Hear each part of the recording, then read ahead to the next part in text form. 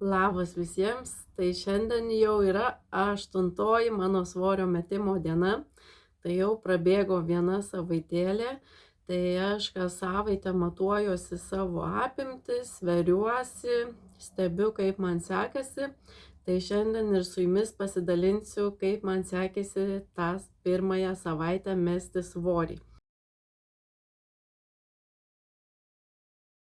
Tai aš vedu dienoraštį, susirašau viską, ką valgau, savo rezultatus, kiek sportuoju ir panašiai. Tai šiandien svėriausi, matavausi apimtis, tai čia susirašiau viską. Taigi, kaip pradėjau mesti svorį, sausio 1 dieną buvo 91 kg, o šiandieną mes turime 89,2. Tai numečiau per savaitę laiko 1 kg ir 800 gramų, tai super labai gerai. Toliau krūtinės išmatavimai, tai -2 nukrito centimetrai, liemuo nieko, klubai 1 centimetras, koja, tai čia yra šlaunis, storiausia vieta, tai nieko.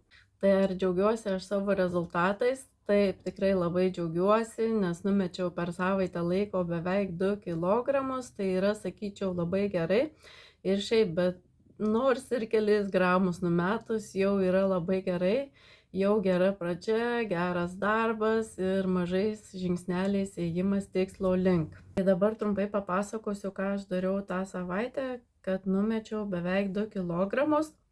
Tai visų pirma, tai namuose gaminausi maistą, jokio greito maisto, jokio perdirbto maisto, saldumynų mažai valgiau, tik tai vieną dieną užsimaniau šokolado, tai suvalgiau gabalėlį, vandens pakankamai gėriau per dieną, tai 2 litrus ir kai kuriom dienom netgi daugiau išgerdavau, bet tikrai ne mažiau.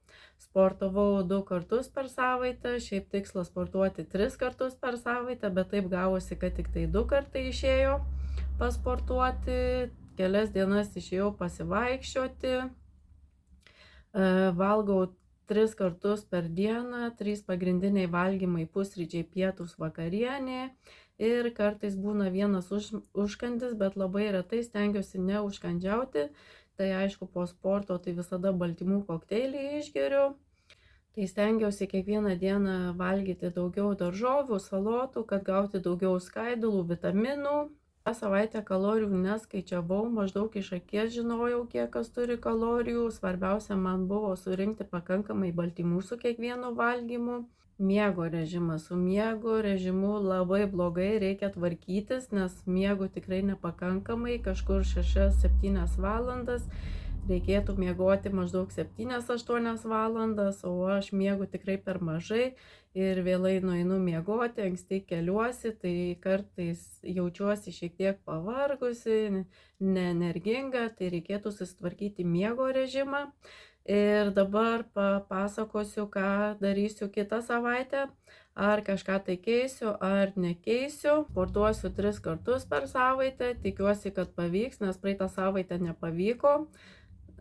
Toliau tada kardio kiekvieną dieną, arba išeiti pasivaikščioti, arba namuose padaryti, gamintis maisto kelioms dienoms, arba pasiruošti visos dienos valgymus, nes man taip susitaupo laiko, nereikia kitą dieną gaminti, nes jeigu būnu labai užsiėmusi, tai kartais norisi greitai valgyti ir nieko nėra, tai po to galima lengvai nuklysti nuo to režimo, suvalgyti kažkokiu tai nesąmonių ar to greito maisto, tai stengsiuosi pasigaminti, pasiplanuoti daugiau, ką valgysiu, paskaičiuoti maždaug kiek kalorijų suvalgau per dieną, bet manau, kad mano kaloražas buvo apie 2000 kalorijų praeitą savaitę, tai gal bandysiu kai kuriom dienom paskaičiuoti, kiek maždaug suvalgau.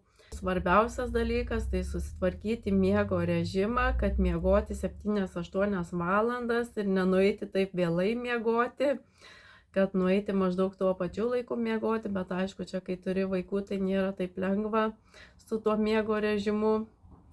Tai manau viską ir pasakiau, o jeigu kyla kažkokių tai klausimų, tai galite komentuoti, rašyti, klausti, atsakysiu.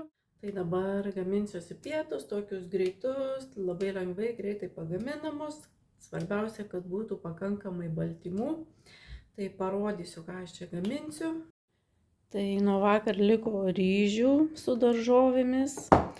Tai pasikepsiu vištienos šlaunelių mėsytę, be kaulų čia ir be odelės. Suprieskoniuosiu truputį ir morkų salotų pasidarysiu, truputį jogurto dėsiu ir truputį triufelių majonezo. Ir bus skanūs greiti pietūs.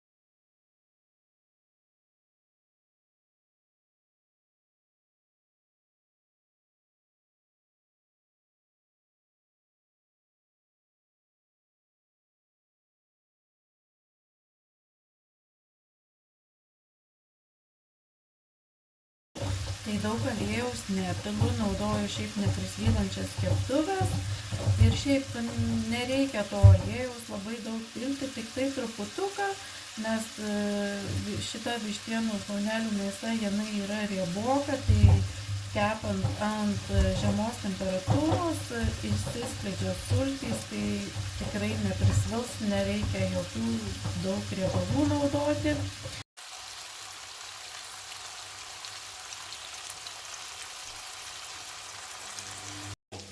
Tai aš kai kepu vištieną, aš jokios druskos nededu, kai prieskoniuoju ir taip pat nededu, kol kepu. Tai pasakysiu kodėl, nes tada vištiena išlieka daug skanesnė, sultingesnė ir minkštesnė. Tik tai užbarstau druskytę jau kai baigiu kepti. Tai jeigu nežinojote šito dalyko, tai pabandykite. Man tai tikrai pasiteisinę šitas triukas.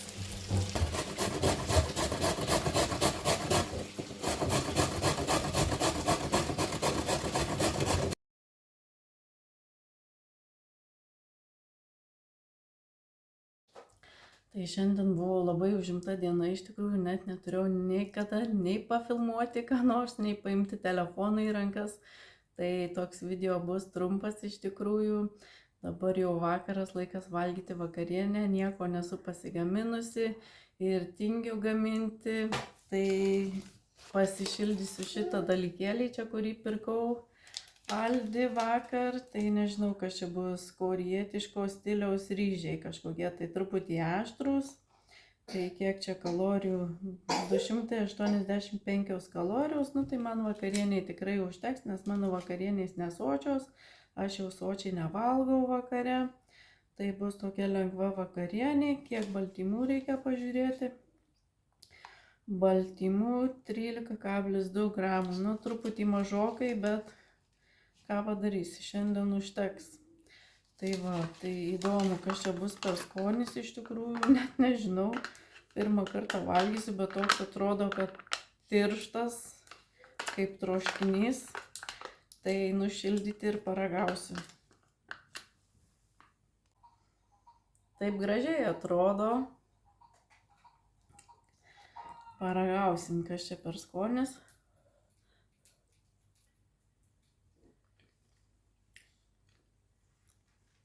Toks įdomus, labai keistas skonis, bet nieko. Labai aštru nėra, tik truputį.